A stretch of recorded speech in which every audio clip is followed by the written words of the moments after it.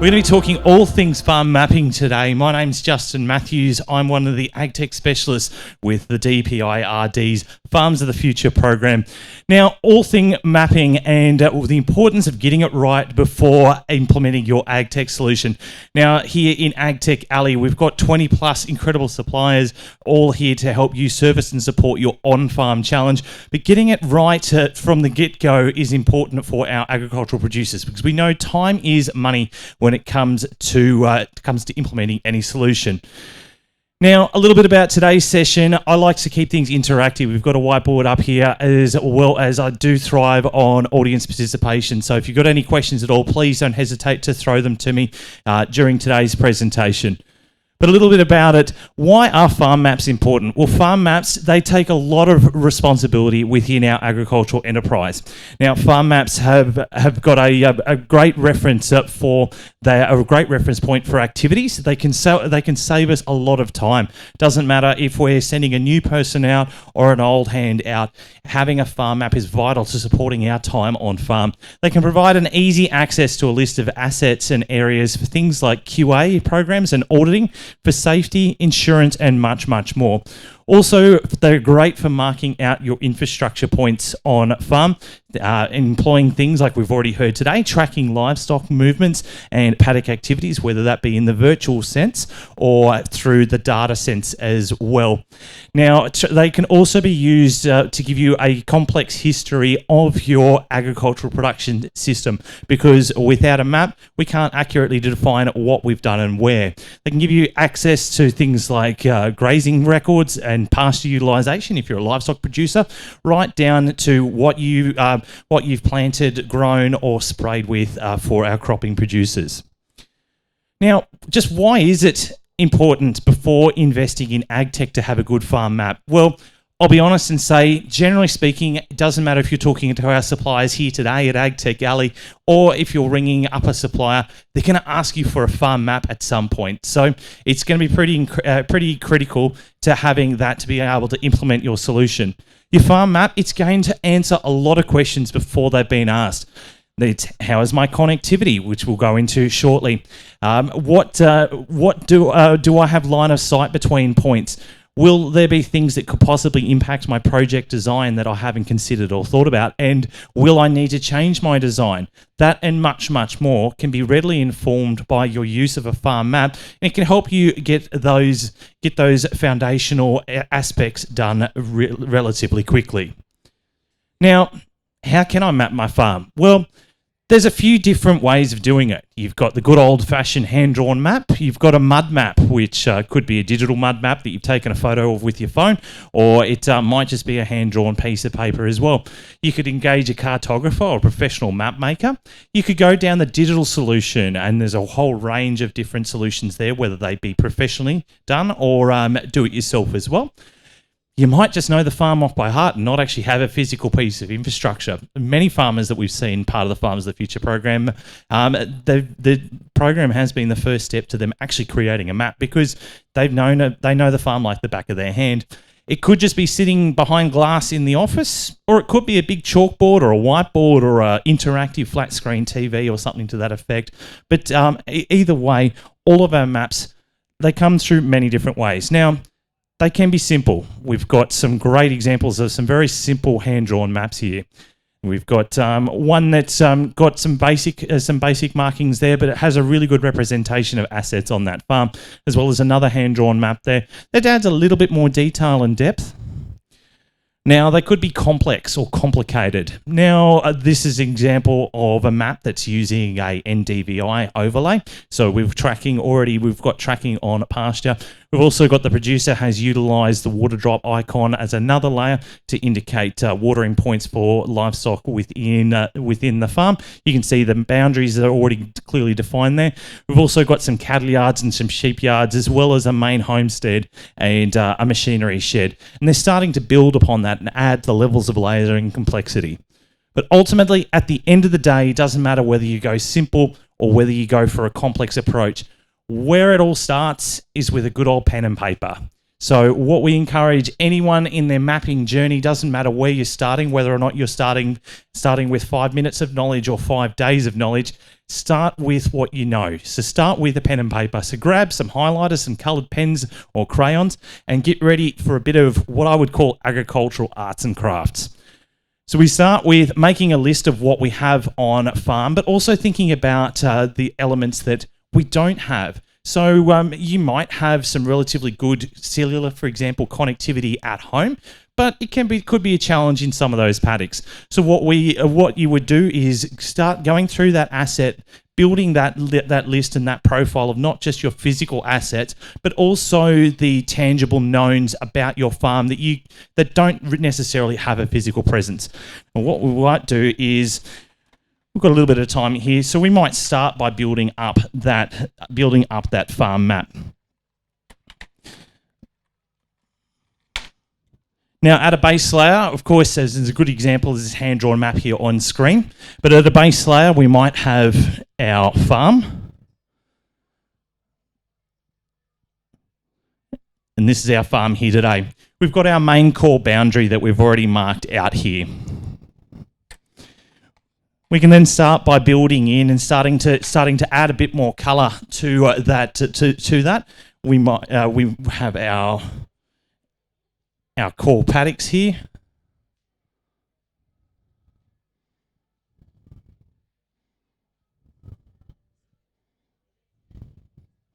That start to mark up our farm. Now we can start by adding a few more assets here. So today, or we will come up with a multiple entity system, but we'll start with, we might have our cattle yards. Now the important thing with marking up and starting to build with pen and paper is just keep it simple with your icons, but keep it consistent.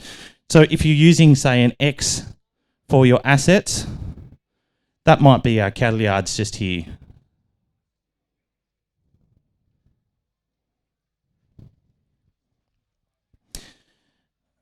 And we might have our main homestead here. So we're going to do that with a house looking symbol there. Just keeping it nice and simple. We know that our house is there.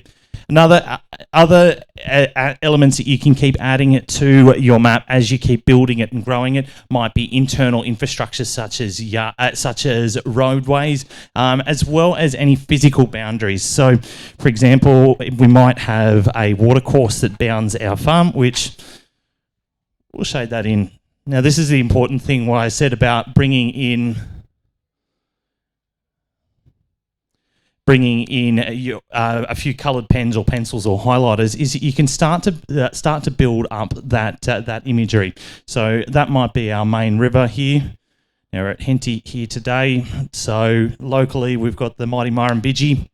So that might be the Murrumbidgee. It could be another watercourse or river that forms a boundary or an area of interest for your farm. Now, on this farm as well, we might be able to start adding in a few of those other assets that they might not have a physical presence. Now, we spoke earlier about connectivity and other elements as well. So things like having connectivity available are really important. But as much as we know about our unknown connectivity, we also want to go through and identify any areas that we might have some challenging connectivity. So it could be as simple as just simply cross-hatching to be able to say that area to us might be an area of low or no connectivity, which can impact upon our farming activities and the solution that we want to implement. So other items that we can include, of course, keeping it with the important ones as well, don't forget to include your farm name, the physical address and ownership details. These are going to be questions that you get asked of by a supplier anyway when they're building up the solution for your farm. So having them as a ready reference straight away on that map can take out another one of those questions. Don't forget to add things like a cardinal point of reference, so adding that north line in on the map. So in this case, we might call that our north. And we'll add in our property details while we're at it too. So John and Jane Smith.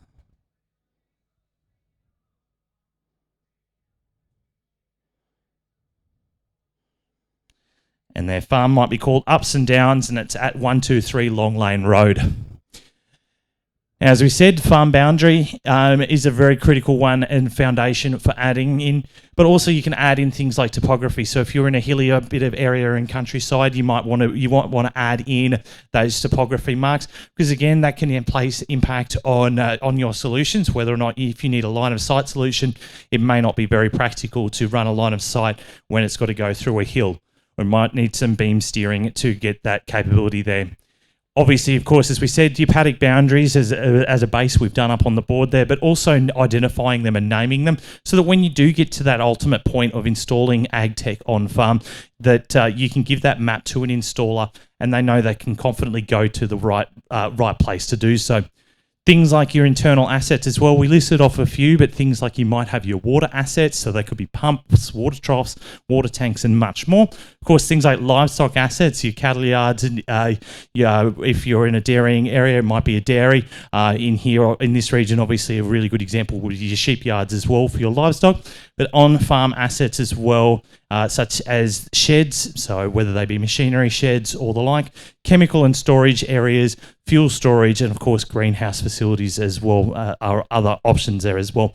There is a whole long list of different options and opportunities, but as they say, the important thing and the important takeaway is knowing what you have, but also the unknowns as well. So if you're not sure about something, you can still develop it onto that list and go, it's something that we need to do a bit more work on to identify, which you can potentially work with your supplier to identify those unknowns as well. Now, when we talk about mapping, we've done a very basic example of a hand-drawn or what would be potentially an analog or paper-based map here on the board. But there is a great opportunity and option to go digital with your activities. So why go digital? Well, digital maps, they allow for an increasing level of complexity. Now, you can see we've only just literally started scratching the surface with our analog map here up on the whiteboard. When you go digital, you can turn on and off layers. You can start building the complexity of your farming activities and what areas are available on farm. So it gives you that opportunity to be able to just drill down and make a very, very in-depth map, but also gives you that capability to be able to turn on and off those layers at a whim to be able to build up the profile of your farm. And you can also make that mapping a lot more simplified for people or for activities on farm. You may not want to give an NDVI map to your new employee, but you certainly want to give them a map that demonstrates all of the different paddocks. You can also make easy changes to things like infrastructure and activities on a farm. So when you go to put in that new fence line or is the new water line servicing some new troughs that you've installed, you can easily overlay and build those in without having to do major reconstruction work on your old analog maps. You can upgrade the information so that it's easy to retrieve it when needed. So many producers that I've spoken to, part of our program, a lot of them have bought new farms. Now, they've got some really lovely maps that have been handed down to them from previous ownership, but even simple things like changing the ownership details on that map can be a lot more simplified with a digital solution. You can share these maps easily and seamlessly, and of course, if you need to, you can apply layers of security to them. So if you've got a grain contractor coming in, you could share that map with them as a whole. You might be able to just place a virtual pin drop so that contractor can come in and work in that specific area. Or you can even share it out to your agronomist and just turn on and off the layers of information that you need for the access for that job to be done. Of course, with any and all data, you can quite easily lock it down as well. So your data is your data. You want to make sure that you're protecting it. And when you need to, you can apply a password to it. So how do we get from paper to digital? Well, a quick snapshot. There's some great free options out there available. They're very much what I would call do-it-yourself. Now, you've got things like Google Earth Pro, Google My Maps, or for those wanting to go a little bit in depth and a bit more detailed, you can start exploring in the QGIS space. You've got some great tools from professional groups that generally sit within the subscriber space. They might be a farm management software. They might be online GIS mapping softwares, or as we said before, professional map makers or cartographers can assist you with that process. Some things are more involved than others, but either way, regardless of whether or not you go down a free do-it-yourself or a paid route, you're still going to need that base level of information that we initially spoke about today, and in particular defining the assets and the areas that you have. Now, where can you go to find out more resources and information? Well, there's a whole wealth of information out there with a lot of these, with a lot of free services. Don't be afraid to have a look online at some of the YouTube resources there. There's a whole plethora of opportunities there. But when it comes to mapping your farm, and if you want to finesse that a bit more, you can undertake things like the Agtech Fundamentals training through the Farmers of the Future program. We've got a great service online called the Agtech Toolbox, where you can go online, find out more information about different software systems and solutions that might be able to help you when it comes to your mapping journey through some of those paid services. Of course, as we said, the Farmers of the Future training program. Do we have any questions from the floor? Yep. So there's been a fair bit of interest in the mapping from people walking on the road past the Agtech Talk Hub. One question I had is there anybody that you'd recommend that we talk to about mapping and that can help us out and where to get started? You've run through a few great resources. Are there any that you can think of today in the Agtech Alley? Yeah, certainly. Two really, really critical ones. Of course, talk to any of the Farmers of the Future team about the opportunities in mapping. As I said, the Agtech Fundamentals training program, and that's a free training program available to producers. Covers a lot more than just mapping, but a core component of it is the mapping side of things. Great opportunity to have a chat to any of the Farmers of the Future team. They can help you out. That Agtech Fundamentals training is free for producers, so a great opportunity to be able to upskill and not just mapping, but a whole lot more. But as I said before, suppliers, have a chat to. We've got 20 plus incredible suppliers. They'll be able to tell you, particularly if when you're looking for solutions, the sort of information that they're going to be asking for you from your farm map. So have a chat to them. It doesn't matter if they're a dashboard or a mapping company. Any of your suppliers are going to be able to give you that on the ground insight for what they look for, especially when they're working with farmers, to be able to streamline that process a lot more. Thanks very much. Well, we will be about today here, ladies and gentlemen. A great program, but thank you very much. If you've got any further inquiries about how we can assist you with mapping, come on. Don't forget to head online, check out the Agtech Toolbox, www.agtech.dpi.nsw.gov.au. All the resources will be there and more.